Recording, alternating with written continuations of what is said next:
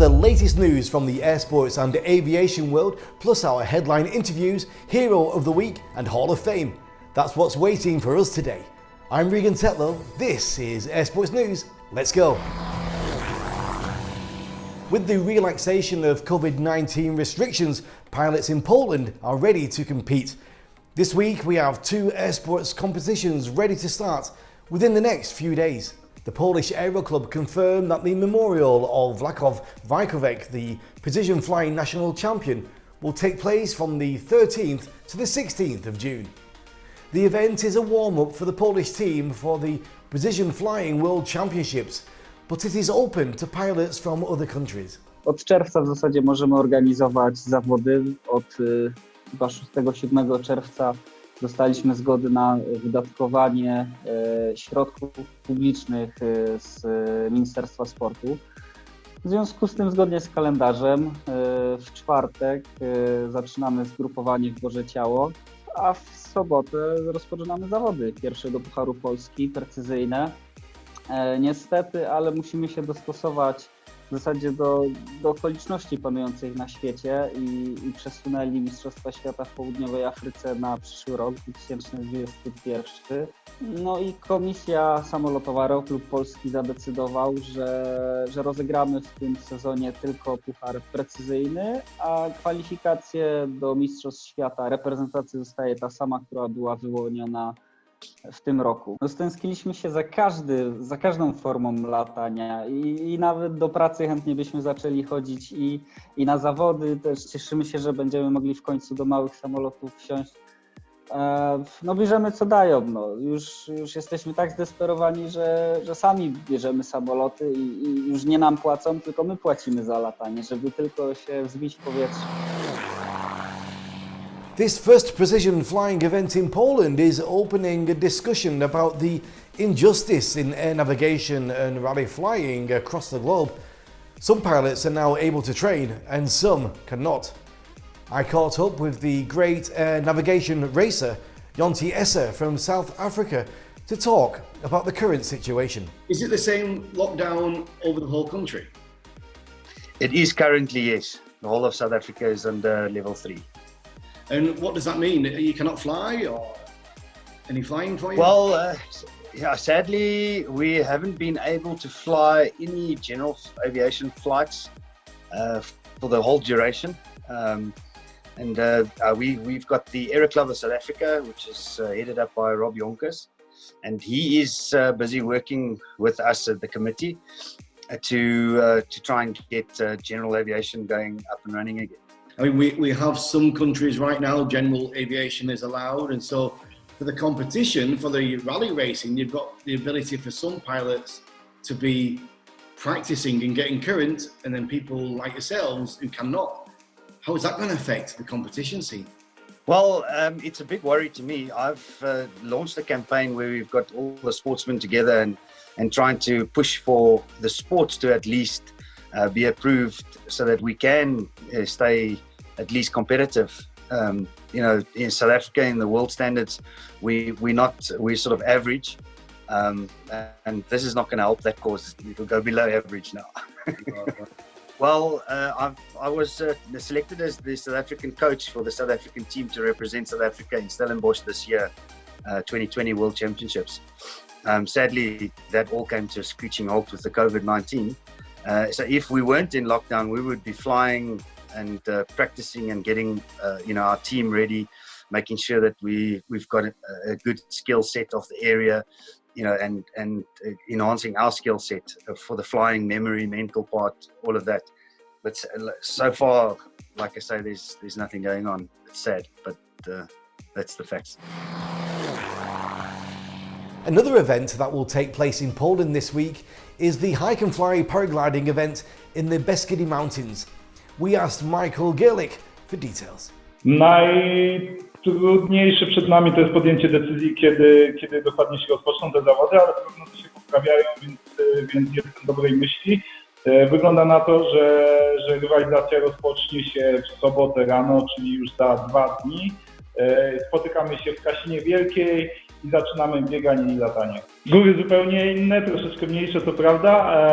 Rywalizacja Opiera się na podobnej zasadzie, czyli możemy się przemieszczać tylko za pomocą własnych nóg albo paralotni, natomiast zawody są bardziej nastawione na pilotów amatorów, czyli to jest fajna zabawa, a przy okazji rywalizacja. Co najmniej 30-40 bananów na twarzach, troszeczkę zmęczenia w nogach, ale też fajnych przelotów, także liczę, że to wszystko będzie u nas. While no international helicopter sport events will take place this year, athletes are now focusing and improving their equipment and skills ready for next year's events. The next big event being the European Rotor Show in Germany. Around 300 exhibitors from all over the world are expected to attend Hall 8 of Cologne's Kölnmesse. Organisers are coming up with an entirely new concept, a platform that combines a leading international trade fair with a unique conference and training programme, including the highly regarded ASA, ROTORCRAFT and VTOL Symposium. The event will take place between the 10th and the 12th of November. In the US, general aviation pilots still cannot meet in big groups, but the Experimental Aircraft Association have found a way to overcome these difficulties. Authorities cancelled its annual Air Venture Flying Convention earlier this spring. The EAA Spirit of Aviation Week is set for July 21st to the 25th and will feature streamed and on-demand online content. Includes presentations, forums, discussions, workshops, archival footage, educational programs, virtual exhibits and airshow performers. Skydivers, just like all aviation athletes, want to start flying together again. I know I certainly do. Drop zones around the world are opening up one by one, and we have good news about one event. The Sunset Boogie 2020 in Finland is about to start next Sunday. The event will be smaller than last year because many of the skydivers from abroad will have huge problems to get to Finland due to the COVID-19 restriction of airlines. Although organisers are optimistic and planning to do about 5 jumps every night during the week. So if you have time, try to get there. Just have a look at how amazing this event is.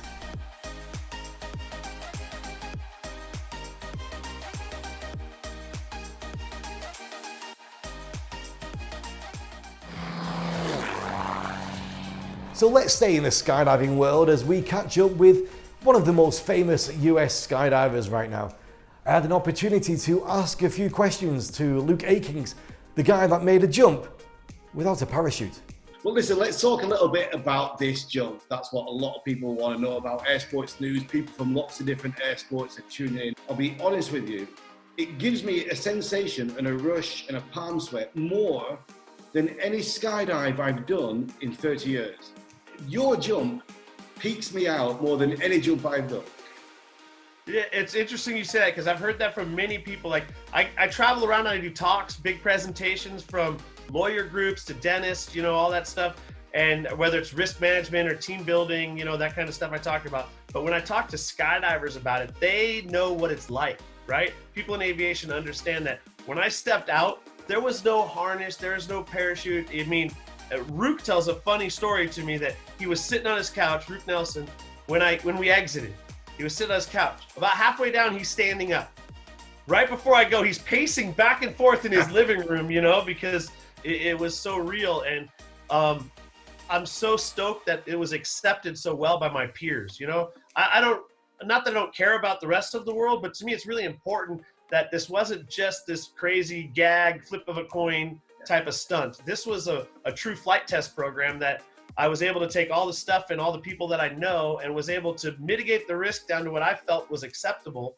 And we did it with all the permissions that you could get, FAA, USPA. I mean, USPA had nothing to do with the actual day of the jump, but they gave me a waiver to open super low to practice, to train for this jump so I could train for it safely and not break the rules. Yeah, you did over 50 jumps, opening at 500 feet above the net. Yeah, so my wife and I had a deal that by the time we did it for real, I needed to do 75 jumps in a row, opening 1,000 feet or below, right over the center of the net, verified with the GPS, the cameras, all of that stuff. By the time we did it for real, the last jump was my 82nd jump in a row. And that was funny enough, was the one I was the most off the center, was the one I did for real. But we did, you can't clip up a piece of paper and throw it in a garbage can 82 times in a row. So we felt very confident that that it was 100%.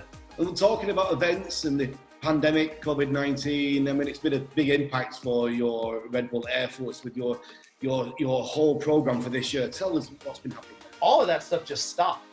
I mean, we're down here, we're doing a little bit of work with the military down here right now, but all of those things, everybody's just on hold in the world. And I'm working on a project with David Blaine, the magician. Yes. I'm project managing with him. He's doing this really cool project, and we're hoping it has some skydiving in it, hopefully, and we're trying to give it a little distraction, like a fun distraction to the world, but keep it in our world of aviation and keep people looking up to the skies and trying to have some fun.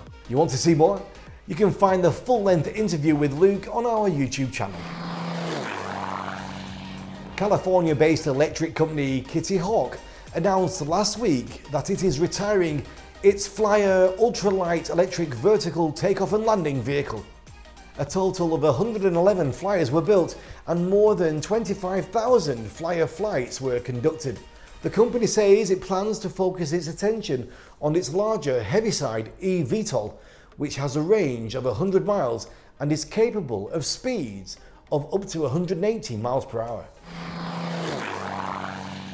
Hot air balloon pilots cannot fulfill their intentions of taking part in competitions this year, but that doesn't mean they are not flying. A few days ago, another mass flight of balloons over the city took place in Krakow, Poland. More than 10 pilots took off from the field near the Polish Aviation Museum. A similar event took place a few days later over Lublin city on the southeast of Poland. And the biggest one will be held by the Warsaw capital city on the 21st of June. Most of the air sports pilots in many disciplines are not competing right now because of the COVID-19 lockdown. And more importantly, many of these pilots are working in the commercial industry as airline pilots, and most of them are grounded as well. Eurocontrol stated that because of the virus, air traffic over Europe is more than 80% smaller than last year. And in the US, it's 95% smaller. Here to tell us more is pilot Peter Lipinski. Pretty much all my friends are grounded except maybe flying long haul, the guys who do cargo flights. So it looks quite bad, and actually it's looking that bad all the way from April. So yep, I believe this data, and I think that some countries got hit more than others. I have a feeling this is a temporary measure. Every time something big happened in the world, September 11th, the 2008 global crisis, everything was back to normal within months. And I have a feeling this might take a few months as well, but I don't see this being so bad for 2-3 years, as some people say. Aviation will pick up. And if you're a young person trying to get that first job, because this is the one that's most difficult to get actually, don't worry. There will be lots of older folks retiring soon. Aviation will go back. Right now, we see that there's a lot of airplanes, nobody wants them. This will change. Give some time, okay? Everything changes. And again, I've been through it before, and many of my friends have been through it before. And yet, I always believe that the best times are ahead of us. The Icon company announces free transition training for the new A5 amphibian aircraft through a growing network of partner flight instructors and schools. Icon has added several dozen training partners across the US to the Icon Flight Training Network. This has allowed an increasing number of pilots the opportunity to train and experience the aircraft in their local areas with an A5 instructor pilot. A5 is a light sport aircraft two-seater able to take off and land on water or even a normal airstrip. It can fly with a speed of 109 miles per hour for a distance of 500 miles. So let's check out who is our hero of the week. Amelia Mary Earhart was an American aviation pioneer and author.